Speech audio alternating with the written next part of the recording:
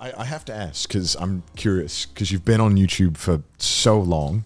Sorry, do you hate it when people say that? No. You're such a fucking dinosaur, dude. I just think about my age. It's fine. You're a YouTube boomer, dude. Do you? Because YouTube has gone through a lot of distinct eras. I'd say. Yeah. Do you have a favorite YouTube era where you feel like this is when it was peak? The golden time of YouTube. Yeah. I think it was probably around like 2011 to 2013 ish. Yeah. Where there was money to be made, so and sponsors, like people would take it seriously enough to fund everything. Yeah. But yet there wasn't this idea that like mainstream media had of like anyone can do this and become a millionaire. You know what I mean? I feel like it was still very independent, and it just felt like creativity was what thrived most. Yeah, because I feel like that era of YouTube, all of the biggest creators at that time, they all started YouTube not to make money, but just because they enjoyed the creativeness of it. They enjoyed making videos. And then I feel like after that, it kind of progressed into people realizing that you could make this a job. Absolutely. And you can, like, people did it for the money. And it could be a which is business. Yeah, which is, it's a legitimate business, which is, nothing wrong with that. But I feel like part of the magic was lost, I feel, because it kind of transitioned into something else, a different mindset going into creating things. And around that time or soon after is when I think the algorithm was introduced. Yes. The elusive algorithm. The algorithm. The one god of YouTube. I'm learning more now that the algorithm really does reward the things that people enjoy consuming most. Yeah. And the algorithm's goal, well, no one individual knows everything in and out because it's made by so many people and it's taught to learn. That's not scary, don't worry. It's sentient. It's not sentient at all. The algorithm does reward the things that do have the highest retention, that have people watching for the longest time, replaying the moments most, the highest click-through rate of what looks most exciting. So I am learning that you can work with the new way that it's set up. But it was definitely jarring when it first happened and no one knew or was told what was happening. Just like flipped to Let's Plays overnight. Because that was the fastest way to make repeating long-form content that people would feel the need to watch entirely. Yeah. Oh, yeah. Is that because did you guys start the gaming channel around that time? Or was Is that why? Because of the change? Or was it just we didn't know what the reason was that these videos were popping up, but we saw, oh wait, gaming videos, it's becoming really popular. People want to see this, and a lot of people are asking us to play. I'm a gamer. I'm a gamer. I could do it. Did you have a hard time when the algorithm did shift and you were still on scripted sketches and everything like that? Yeah. It was definitely a hard period. I mean, it didn't really affect us as much as. Yeah, it probably still going. It was still fine. We still, I looked recently, we still have like a lot of videos from that time that have like tens of millions of views. So like it was okay. It was okay, but it definitely did impact the way that the videos were pushed out initially. So like after the first weekend, I remember having a higher up breathing down my neck saying, you guys usually get 1 million views in the first 3 days. What's going on? Why are they, and it was a lot of like this stress of like, what is going on? And we're like, I don't know. No, we don't have. You don't want a fucking boss telling you that. That's like the last thing you want. And like their entire company and all the X amount of employees, like their livelihoods are built on the performance of these videos. Right. So at that time we were really pushed to break off and create other side channels and experiment with longer form content, things that required less editing. I feel so lucky being like just like almost Always like independent, like a 1-2 man team with my own like personal channel, because that's just the pressure's just gone. It's a lot less pressure. Okay, so because like I got to ask, because I rarely meet someone who's been on YouTube for longer than me. Longer than most of your viewers' lives. Yeah, because honestly, I just interviewed Nia Chu, who's like this really popular Twitch streamer, and she's 19. I was like, so I been on YouTube when you were 2? And it freaked me out. That's scary. It freaked me the fuck out. Because I found out today, actually, that today, out of complete coincidence, is my 15th year anniversary on YouTube. Oh shit! Yeah. You've been around that long too. Yeah. So Congratulations. So like, I rarely get to ask this. So, what is the secret to staying relevant for a long period of time on YouTube? You're asking that? I'm asking that You've been on for 15 years. because you've been on for longer than me. So you're the only one that can ask for actual perspective, right? Okay. Well, we could share perspectives here. Okay. I think that you might have something to contribute. Okay, Mr. yeah. 15 years. I'll be Mr. 17. 17 years. Talk to my senior, my senior now. My YouTube career can watch an R-rated movie, but it can't quite vote or smoke. Mine's in high school, Okay. you know. Chilling. Yours is gonna be legal next year, you know. You're getting your first zits and trying to be very uncomfortable your about balls it. your balls are dropping. Yeah. You're very uncomfortable about puberty. Yes. You're starting to get the hang of it. No pun intended. Yeah. But let's see. So the secret is to never feel like you have it figured out. Right. Yeah. The secret, I think, is to always feel like there is something new to learn. Yeah. I am constantly looking at the people that are growing audiences, and I'm kind of filtering out, okay, this person, they have a recipe and it pleases the algorithm. I think maybe that's why they have views. Okay, what can I learn from that? Okay, this person has a really dedicated fan base. They don't necessarily appeal to the algorithm, but they appeal to an audience. And what can I learn from them? Yeah. So for me, it's really about constantly learning. Yeah. And when I do interviews with bigger names, tomorrow I'm interviewing Tommy Innit. Nice. And he's like, is he 18? He's still in school, right? Or was he? He's just graduated. Yeah. But I love picking his brain and people that are new and coming up on YouTube right now and learning what they see in the platform now, because it's something completely different. And I feel like there was never a point where you, as a creator on the internet, where things are so rapidly changing, there was never a point where you will be like, figured it out. And I used to think there would be a point that I would be like, I gotta grind and eventually I have it figured out, and then I'll just be able to sit back and let the thing just live on its own. And I think that's kind of what got me into or convinced me that like selling to a company in 2011 was the right idea. I had it in my head. Yeah. The goal is to figure this out. It'll go on autopilot. I can relax and maybe do other things in my life.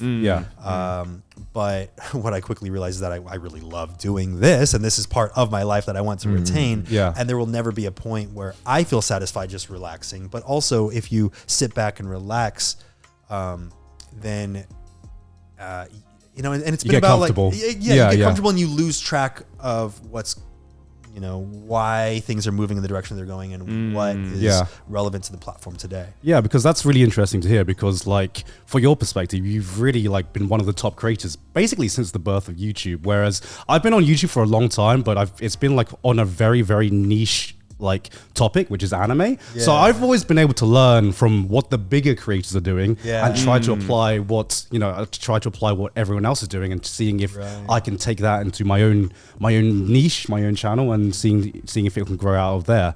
And how was that paid off? Like, were you able to take those lessons and things that you learned from the bigger YouTubers and apply it to yourself and have it pay off? Yeah, I mean, it kind of felt like a cheat sheet, It kind of felt like cheating, because I'm just like, I'm in such a niche topic that I could just take what other people are doing and just put it with my own content. But with you, since you're one of the people setting the standards, you're one of the people like, I watched and I was like, oh, okay, let's see what Smosh are doing. Let's see what some of the other bigger creators are doing. I'm like, okay, well, I see what's successful to them, but like, I feel like being at the top of the pyramid and trying to balance yourself is a lot easier than climbing up from the bottom of the pyramid trying to like stay relevant. For sure. Yeah. I think that some people have a goal of like, get to the top of this pyramid, just stay afloat up here. Yeah. And of course, like it is much more comfortable because you have the freedom to kind of apply more of these things that you learn on a bigger scale. Yeah. But at the same time, there's so much more pressure, and I think that that's unforeseen to smaller creators. I had my period. I left Smosh when I think we had 22 or 23 million subscribers, huge amount of subscribers, huge amount of pressure. I go off and do my own thing. Channel starts with a couple million, and they're like people that don't really know what to expect. I don't know what to give them. And there was still that pressure there from me of how am I going to entertain these people who expect me to be giving the quality of content of a 22 million subscriber channel, but now it's just me. It's literally just me on my own. I'm really curious about, obviously, a lot of the viewers, when you said, oh, I'm leaving Smosh, I think a lot of people would see that and think, oh, it's just like he's just leaving a channel. But I imagine there was a lot of probably behind the scenes or like friendships that were strained by that? Was that like outside of just a business perspective, did that put like a lot of strain on like your personal life, like leaving that and having to kind of be like, all right, I'm leaving this big thing? Like, because, you know, obviously Ian is there and a bunch of your friends who worked there. Well, surprisingly, me leaving didn't put a strain in and of itself, like the idea of me leaving and then me leaving. Yeah. That didn't exactly put a strain. I think maybe afterwards it did a little bit because there were, really, I think it was because audiences or viewers and commenters really were having all these different things that they were saying about like, oh, this person's better or this person's better or you were better when you were here or they're better now that they're here. And I think that added a little bit of, it was unavoidable to see those, especially. I feel like you can't turn off your brain from wanting to keep up with the comments, not even if you're not even trying to look for them. I'm trying to see what people are thinking about this new thing that I'm just like trying to figure out, and then I'm getting inundated with all these opinions from people, and I think that does seep in when you're not ready for it. I do wish that I was more ready for the types of comments. How the fuck can you be ready for that? The only way to be ready for it, I think, is to live in it. But I also realized that there is a bit of freedom in having a smaller audience. So it was a huge struggle, and my videos when I first left, I think got 1 million views each for like a couple months, and I was like, oh, this is I need to retain this. And then very quickly, once I think people realized I didn't know what I was doing, I had no goal for the channel. I was like, each week we'll figure out something new, and I hope you watch it. And I quickly lost this audience that I had, and realized that they were not there just for me. And it was a little bit disappointing at first because I thought, oh, I guess I have the freedom to do whatever. And I thought that I had that with me. And then it was a wake up call to realize, oh, but you have to make good content. You can't just expect them to be there because it's you. Egotistical maniac. And I, the views I think got to about like 30,000 to 60,000 views a video on the Anthony Padilla on the Anthony Padilla channel. Within the first year after. Wow. And at that time, you know, if videos weren't getting 100,000 views, or even more, people in the comments are just like irrelevant. Wow, fell off. L plus ratio plus you fell off. A lot of that. You basically had abandoned an audience for a different style. So I mean, obviously that's going to happen. But like people don't see it like that. They're like, oh, your name. Like, what do you mean you're not doing sketches anymore? I thought you were going to do your own sketches now, right? And I thought that I had to. I thought I was beholden, and I think that the reason that it got to that point is I felt like I was trapped in this idea of I need to create sketches. I need to be funny. I need to deliver something that appeases that audience that I've learned how to appease. And I think getting down to I call them lower numbers, 30 to 60K. I know a lot of people are up and coming, and that is a great number. Perspective. I don't want to discount that. Yeah. But at the same time, I was like kind of floundering around at that number, and first of all, I had to get out of my head from looking at the numbers. Right. It wasn't about that anymore. I realized that I had an opportunity now to experiment without the pressure of an audience. So that's when I started experimenting with all these different types of videos and all these different types of things. And that's when I fell into doing I Spent a Day With videos. And it was without that pressure. And the first few did have that pressure on me to be funny. So I was kind of, I Spent a Day With Flat Earthers, and it was kind of like, look how ridiculous. Look how weird and wacky this is. These people are weird. But slowly but surely over the next couple months or half year, I started realizing that I actually was really curious about different types of people. And I did this video, I Spent a Day With Furries, and I had a company help me reach out to these people, and I thought they were all local. When they showed up, I found out that one flew in themselves on their own dime, and then this person drove 3 hours to be there. And I was like, okay, this is. I already wasn't planning to to say like these people are weird, but a part of me was like, I don't understand this. This is kind of a weird thing. But they get there and they're saying, I used to watch Smosh all the time. I love your stuff. You're fucking weird.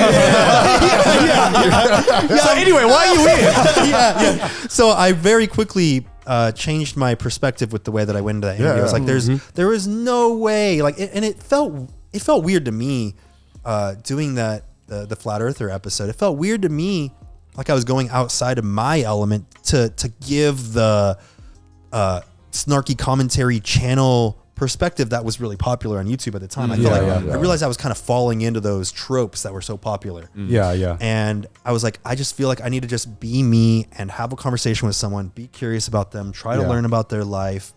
And in doing so, afterward, I had them reach out to me. They were really excited about the way it turned out. But also a lot of commenters were like, whoa, this is the first time I've ever seen furries represented in a way where they were treated with respect. Right. And that is so weird. I've never seen that before. I'm going to send this to my friends who don't understand me. Right. Yeah. And it was really then that I realized, like, oh, this is what actually feels right. This doesn't feel like I'm not appeasing an audience I think I should be appeasing because it's the trendiness of YouTube at the time, or like this sense of humor that I felt like I needed to always like be this character that I was on Smosh. Right. I felt like I was able to actually just be myself.